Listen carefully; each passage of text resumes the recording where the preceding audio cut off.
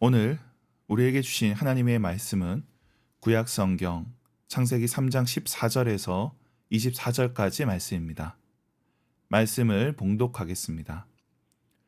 여호와 하나님이 뱀에게 이르시되 네가 이렇게 하였으니 네가 모든 가축과 들의 모든 짐승보다 더욱 저주를 받아 배로 다니고 살아있는 동안 흙을 먹을지니라. 내가 너로 여자와 원수가 되게 하고 내 후손도 여자의 후손과 원수가 되게 하리니 여자의 후손은 내 머리를 상하게 할 것이요 너는 그의 발꿈치를 상하게 할 것이니라 하시고 또 여자에게 이르시되 내가 내게 임신하는 고통을 크게 더하리니 네가 수고하고 자식을 낳을 것이며 너는 남편을 원하고 남편은 너를 다스릴 것이니라 하시고 아담에게 이르시되 네가 네 아내의 말을 듣고 내가 네게 먹지 말라 한 나무의 열매를 먹었은즉 땅은 너로 말미암아 저주를 받고 너는 내 평생에 수고하여야 그 소산을 먹으리라. 땅이 내게 가시덤불과 엉겅퀴를 낼 것이라. 네가 먹을 것은 밭의 채소인즉 네가 흙으로 돌아갈 때까지 얼굴에 땀을 흘려야 먹을 것을 먹으리니 네가 그것에서 취함을 입었음이라. 너는 흙이니 흙으로 돌아갈 것이니라 하시니라. 아담이 그의 아내의 이름을 하와라 불렀으니 그는 모든 산자의 어머니가 됨이더라. 여호와 하나님이 아담과 그의 아내를 위하여 가죽옷을 지어 입히시니라. 여호와 하나님이 이르시되 보라 이 사람이 선악을 아는 일에 우리 중 하나같이 되었으니 그가 그의 손을 들어 생명나무 열매도 따먹고 영생할까 하노라 하시고 여호와 하나님이 에덴 동산에서 그를 내보내어 그의 근원이 된 땅을 갈게 하시니라. 이같이 하나님이 그 사람을 쫓아내시고 에덴 동산 동쪽에 그룹들과 두루 도는 불칼을 두어 생명나무의 길을 지키게 하시니라. 아멘. 매일 성경 순서에 따라 창세기 말씀을 살펴보고 있습니다. 오늘 말씀은 선악과를 먹은 결과를 다룹니다. 불순종의 결과를 보여주는 동시에 우리 인간이 겪는 근본적인 문제를 다루고 있습니다. 그 내용을 살펴보도록 하겠습니다. 오늘 본문은 뱀과 여자, 그리고 아담의 순서로 처분이 내려집니다. 우리가 보통 저주라고 하지만 명시적으로 저주로 드러난 부분은 뱀과 땅에 대한 부분입니다. 먼저 14절을 살펴보면 하나님께서는 뱀에게 흙을 먹을 것을 선언합니다. 흙을 먹는다는 것, 이것은 관용적으로 패배했다는 뜻입니다. 수치와 굴욕을 당한다는 뜻으로 15절 말씀과 이어집니다. 뱀은 여자의 후손과 원수가 될 것이고 그에게 패배할 것입니다. 여기서 뱀은 생물로서의 뱀이라기보다 마귀를 가리킵니다. 하나님의 대적이라 할 수 있습니다. 그러나 그의 패배는 이미 정해져 있다는 것입니다. 다음으로 여자에 대한 처분이 나옵니다. 16절에 여자에게는 두 가지 처분이 내려집니다. 하나는 임신과 출산의 고통이고 또 다른 하나는 남편에 대한 갈망과 종속을 다루고 있습니다. 이는 죄로 인해 어그러진 관계를 뜻합니다. 앞서 여자는 남자에게 선악과를 권했습니다. 그리고 남자는 선악과를 먹은 것을 여자에게 책임을 돌립니다. 관계가 어그러진 것입니다. 그러나 관계가 완전히 단절된 것은 아닙니다. 어그러졌지만 이어지게 됩니다. 남편이 아내를 다스린다는 것, 이것은 타락의 결과이지 창조의 질서를 따른 것은 아닙니다. 여자는 남편으로 인해 임신과 출산을 겪게 되고 또 그것으로 인해 고통을 받게 됩니다. 그리고 나서 남자에 대한 처분이 나옵니다. 남자에 대한 처분은 17절부터 19절까지 이어집니다. 아담은 노동을 해야 합니다. 땅은 저주를 받았고 아담은 수고해야만 소산을 먹을 수 있습니다. 땀을 흘려야만 먹을 것이 주어집니다. 남자로서 가족을 먹여 살려야 한다는 부담이 주어지게 됩니다. 이것이 남자에게 주어진 심판입니다. 그런데 이러한 것들을 단순히 저주라고 보기는 어렵습니다. 물론 뱀에 대한 부분은 저주라고 할 수 있지만 남자와 여자에 대한 처분은 그들의 연약한 점에 대한 보완도 포함하고 있습니다. 물론 이러한 처분이 저들의 고통의 원인이 되고 또 삶의 굴레가 되지만 저들을 위한 것이 되는 겁니다. 이는 21절에서 더 분명히 드러납니다. 하나님께서는 아담과 그 아내를 위해 가죽 옷을 지어 주십니다. 비록 동산에서 쫓겨나게 되었지만 저들을 아껴 주십니다.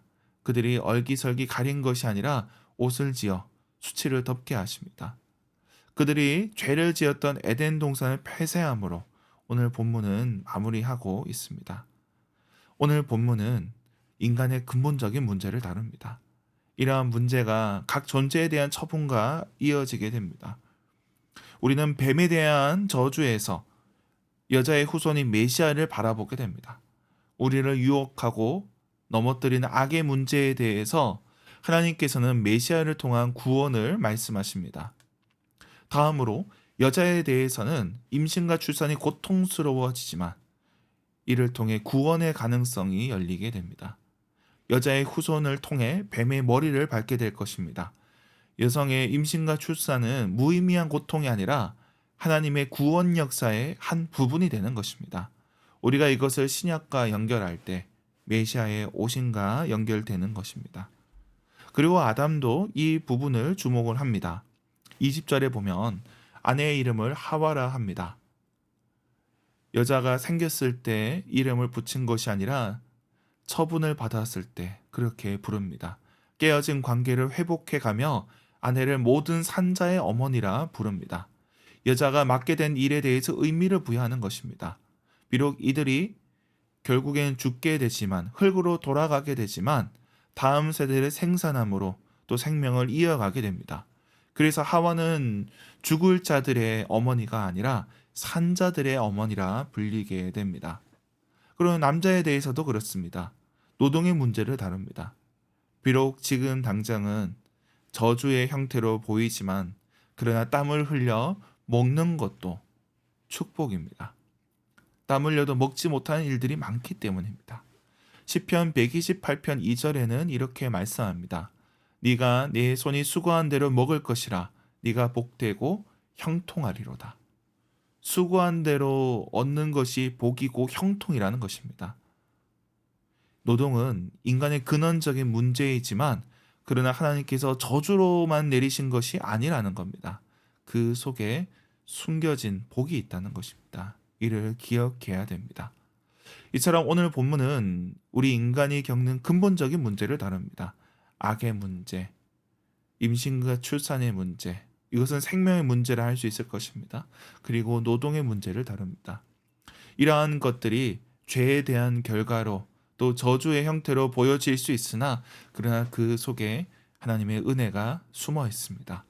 비록 범죄한 가운데에서 하나님은 은혜를 베풀어 주십니다. 이 점을 기억해야 합니다. 하나님께서는 우리의 연약함을 아시기에 우리가 범죄할 때에도 은혜를 베풀어 주십니다. 징계하실 때도 있지만 그러나 이것이 우리 연약함을 위한 처분이 됩니다. 우리의 한계를 정해 주시고 거기에 맞게 새로운 길을 열어 주십니다. 이를 기억해야 됩니다. 죄인들에게 가죽옷을 지어 입히시는 하나님을 바라봐야 됩니다. 우리 하나님이 바로 그런 하나님이 되십니다. 오늘 하루 그 은혜를 바라보기 원합니다. 우리 연약함을 아시는 주님께서 우리에게 가죽옷을 입혀 주실 것입니다. 그 은혜를 믿고 나아가는 저와 여러분이 되길 주님의 이름으로 축원합니다. 기도하겠습니다. 하나님 아버지, 우리가 범죄할 때에도 우리를 긍휼히 여겨주시고 우리에게 자비를 베풀어 주시니 감사합니다. 때로는 죄로 인해 고통받을 때에도 우리가 그 속에 숨겨진 은혜가 있음을 고백합니다. 우리에게 주신 가죽옷을 잊지 않게 하옵소서. 이 땅의 교회가 그 은혜를 전하는 교회 되게 하옵소서. 비록 이 세상이 범죄하고 타락하였어도 하나님의 은혜를 전하는 교회 되게 하옵소서. 우리 교회가 하나님의 사랑과 용서를 드러내게 하옵소서. 우리의 사명을 놓고 기도합니다. 캠퍼스 선교와 지역 선교에 은혜를 더하여 주시옵소서. 서울대 캠퍼스에 많은 영혼들이 있습니다. 크고 작은 기도 모임들이 있습니다. 주님 함께하여 주시옵소서. 외국인 유학생들, 고향을 떠나온 자들을 기억하여 주옵소서. 선교센터 그들과 상주 수련장에도 주님 함께하여 주시옵소서. 우리 자녀들을 위해 기도하오니 우리 어린 자녀들이 어릴 때부터 주님의 말씀대로 자라가게 하여 주시옵소서. 저들을 양육하는 부모들을 기억하여 주시고 믿음으로 키워내게 하옵소서. 태의 열매를 놓고 기도하는 가정들이 있습니다.